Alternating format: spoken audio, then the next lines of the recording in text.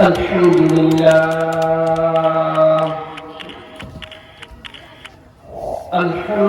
لله الذي خلق الإنسان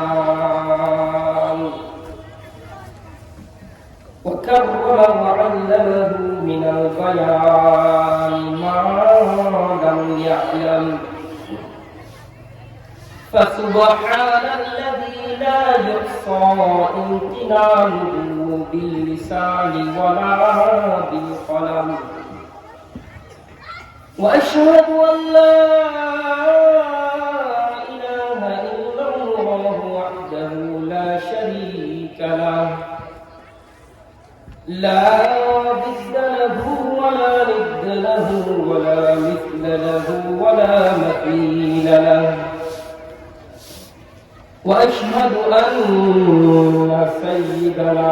وسندنا وحبيبنا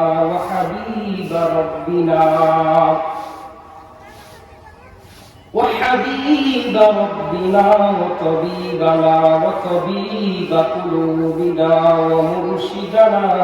مولانا محمد ولولانا محمدا عبد الله ورسوله صلى الله تعالى عليه وعلى آله وأصحابه وبارك وسلم تسليما كثيرا كثيرا وداعيا إلى الله بإذنه سراجا وقمرا منيرا أما بعد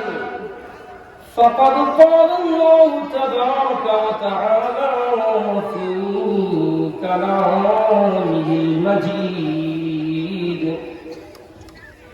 وفي فرقانه الحميد সবাই মহব্বতের সাথে বলি أعوذ بالله من الشيطان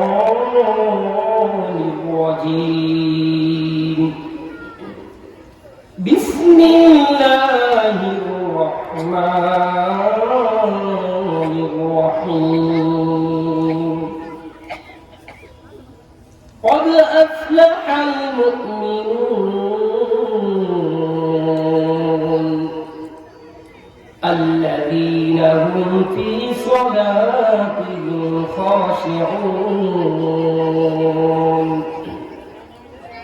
والذين هم عن اللغو معرضون